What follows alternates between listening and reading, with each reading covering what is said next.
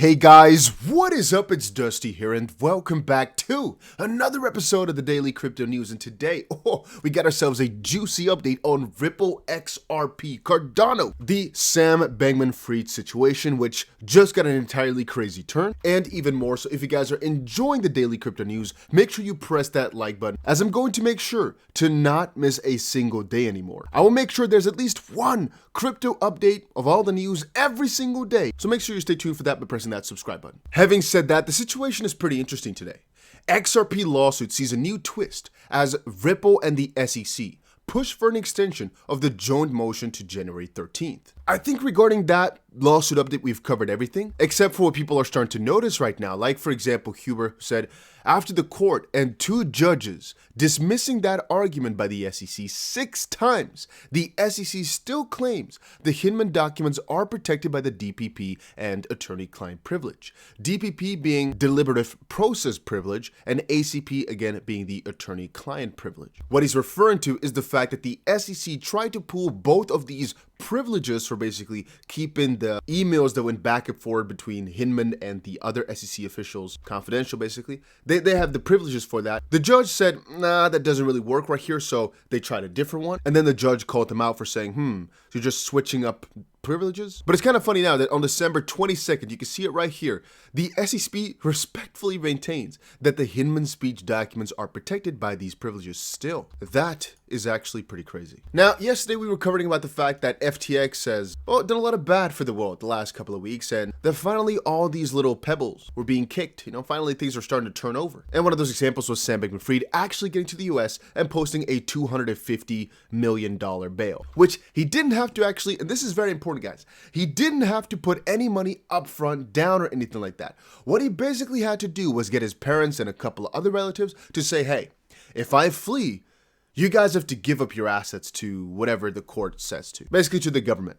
And, well, these people backed him by basically stating, okay, Sam Bankman-Fried, you don't have the money, so we'll put up our house and our collateral for it. And in case you run, we all lose that. To a certain degree, it's kind of interesting that his relatives have $250 million in assets to put down. If you start thinking about it, that's a lot for 2 lawyers and whoever else in his family. I mean, $250 million is a lot for everybody. And so that whole story of, I only have $100,000 now doesn't really sit right with me anymore. Alas, things have gotten even more interesting anyway, because take a look at this. The Alameda CEO, Caroline Ellison, says she and Sam Bankman-Fried knowingly misled FTX lenders. Quote, I knew that it was wrong. And that is kind of scary because now, every single time that Sam Bankman-Fried came into the public eye to state, but I didn't know.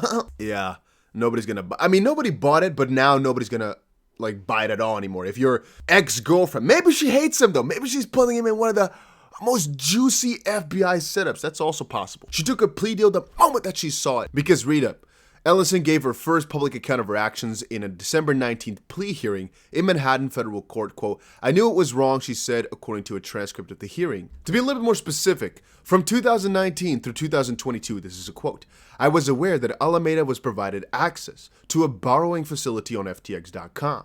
The cryptocurrency exchange run by Mr. Bankman-Fried, Ellison said, adding, quote, again, in practical terms, this arrangement permitted Alameda access to an unlimited line of credit without being required to post collateral, without having negative balances, and without being subject to margin calls on FTX.com's liquidation protocols, end quote. Ellison said, I understood that if Alameda's FTX accounts had significant negative balances in any particular currency, it meant that Alameda was borrowing funds that FTX's customers had deposited onto the exchange. She said she and Bankman-Fried agreed to conceal this arrangement from lenders and crafted false financial statements to hide the amount of Alameda's borrowing. Wang, in his plea deal hearing, said he was directed to make changes to the FTX platform's code that he knew would give Alameda special privileges, and that misrepresentations were being made to customers and investors. Quote, I know what I was doing was wrong, Wang said. So now the paradigm is shifting, right? It's shifting significantly from, he might just be a little dumbass 30-year-old kid who just made a little bit of a mistake to, now this guy was a multi-billion-dollar fraudster and it's literally Ponzi level scamming. This might be, 30 plus years in jail, Bernie Madoff style, for what he has basically tried to achieve. And again, in the same sense as with the Ponzi scheme, it could have gone right, and by it going right, it could have swung it into something that was actually right. What I meant to say with that is a Ponzi scheme sometimes can actually run so long and so well that eventually you can swing it into a real business, how crazy it sounds. And with FTX as well, FTX was a real platform, was doing well. The Alameda part was actually doing well, was just doing fine. The problem came in with trying to get too much too quickly and going for the craziest investments to basically make the most amount of money in a very short amount of time. Because think about it, the most important part of what they did is try to acquire more money to spend it again on more investment. If the bull market continued, this would have most likely netted them another $15 billion, if not more, because they were the major leader of many rounds. Couple hundreds of $1 million here, couple $100 million there. And if the bull market was here, those would have popped off. And like I said, this story just keeps getting better and better. Bankman-Fried and FTX executives received billions in hidden loans, ex-Alameda CEO says. It's all the same story, it's all from the same hearing. But people are starting to draw all these conclusions now, and finally it's starting to show. There were multiple cooperating witnesses that will basically step on forward to expose all this fraud, and yeah. It's not looking good for our boy, Sammy. Again, I'm not keeping it out of the back of my head that they're just throwing him in a massive setup all of a sudden, right? Maybe the parents were like, you know what? Our scapegoat is lost, so shall it be. Or maybe Caroline Allison's dad. Was he the MIT professor that taught Gary Gensler? I don't remember exactly how that all correlated. Maybe that guy was like, you know what? Let's throw this guy in front of the bus so my daughter can get out. Maybe something like that was going on. We can't really say, but it's really interesting. Maybe it was just that those guys took a plea deal earlier than he could ever speak in front of actual Congress or whatnot. Maybe it was all a big conspiracy to not let him speak in front of Congress so they could take him out before that. I don't know. But this guy's getting done dirty after he smeared himself with poop. Don't think it's his first time, I guess, being dirty. Even though he's getting done dirty, he was already smeared all over with poop, so don't worry about it. All right, now let's cover two other pieces, or three, I guess. Brazil. The president apparently approves a crypto bill regulating the use of Bitcoin as payment. Just in, I think somewhere earlier today, or maybe even yesterday already, the official journal of Brazil reported that President Jair Bolsonaro has signed a bill. Oh, it's actually Jair? I'm not sure how you pronounce that in Portuguese. Has signed a bill into law that establishes a complete regulatory framework for the trading and use of Bitcoin for payment. Following approval by the president, crypto companies will have 180 days to adapt to the new rules. The law creates a virtual service provider license, which companies, including exchanges and trading intermediaries, are expected to have. The law also requires these companies to distinguish between user and company assets, and cryptos considered securities will be regulated by the Brazilian Securities and Exchange Commission, while others will be overseen by another yet-to-be-decided agency, which again the US should take an example out of. Again, through the whole Ripple versus SEC case, and this we cover pretty often, I think US crypto regulation will become clear. Right now it's a big, long process. It's still in the making. It's still not done. It's taken a long freaking time.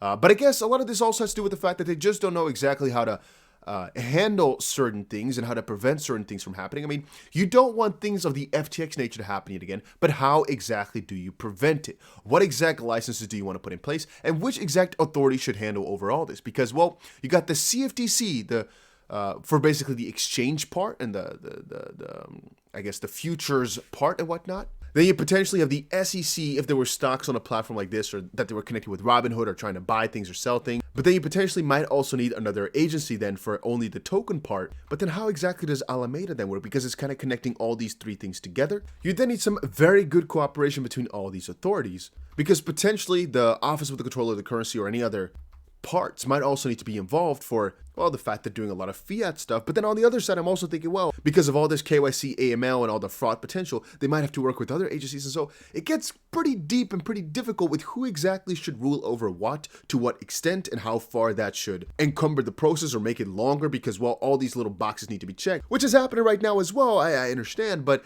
right now they're taking it all offshore because it's such a difficult task to do it in the US, where they need to do things properly, but they don't know exactly how to do it. I mean, is a blockchain now legal in the US, or define legal, blockchain being legal? What exactly does that mean? And the same thing goes then for what a decentralized exchange, for example. Is that good in the US? Is that fine? Well, I guess to a lot of degrees not.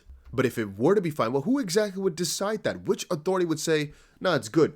Who has the power to do that? Very often we look at the SEC and CFTC, but we've now noticed the SEC is trying too much of an overreach, so they probably shouldn't be the ones to do it. But then maybe like Brazil, they should go for, well, a couple of parts, just kind of getting it all into one specific license that's overseen by specific people. And all the other parts that we don't yet know form a completely focused and designated new agency for it. Because the SEC is trying, but they're not the right people for the job, it seems. Okay, so Binance takes measures to end attacks. BNB Chain's on-chain position remains in.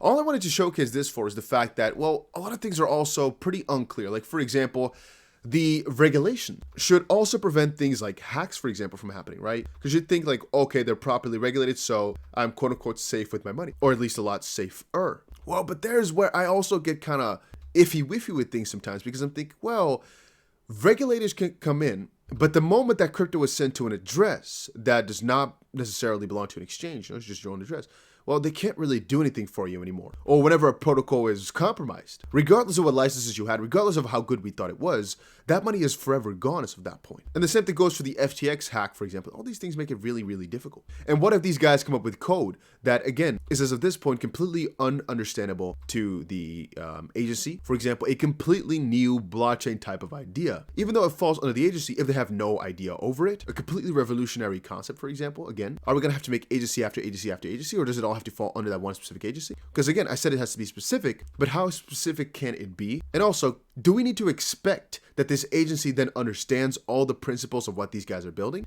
No, of course. Normally the burden of explanation, burden of proof is on the guys building it, but what if they misrepresent something? Again, I'm just trying to point out that regardless of what regulations they put, this still can always be exploited because it's so difficult and so new. With the banking realm, if we look back, 150 years ago, yeah, things were a lot easier to cheat, but right now they've been working on it for 100 years. It's pretty robust. And even now there's a lot of corners to cut. So with this crypto stuff, it's going to take another couple decades before they really get good at knowing what the frick they're talking about. I'm talking about the regulators, that is, specifically in the US, because other countries, they've started to work on this for years and years and years now, and now they're starting to kind of get some sort of grip. Not a good one, but some sort of grip. And the US is staying so far back that they have to take years again to catch up. But the moment that they catch up is going to be so much further.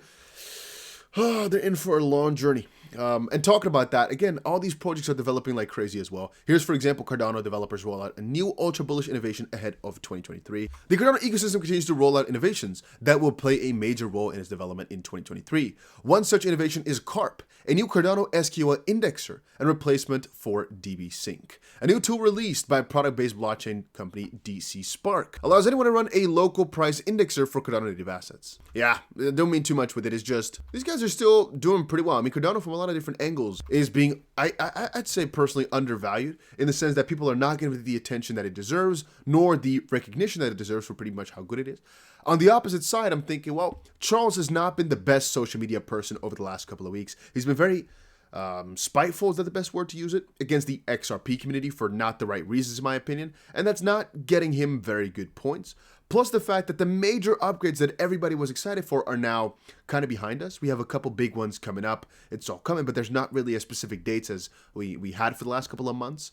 So that is also keeping it on a little bit of lower fire, together, of course, with a bear market, with a cryptocurrency that's not known for doing that much just quite yet. It's not a platform like Ethereum just quite yet where, well, there's a lot of activity already. There's activity, but just not as much. So that's why it's being put on a little bit of a lower fire, a little lower pit. But I do still think Cardano will conquer quite a significant amount of, well, I guess market share or its market back. And that is one thing that I keep seeing in the crypto market as well. I just keep looking at this little list. Hopefully it will load. Yes, it will. Looking at this list and thinking, damn, I need to buy more. Damn, I need to buy this. Damn, I want to stack up another $10,000 in this one, or another $50,000 in this one, another $5,000 in this one.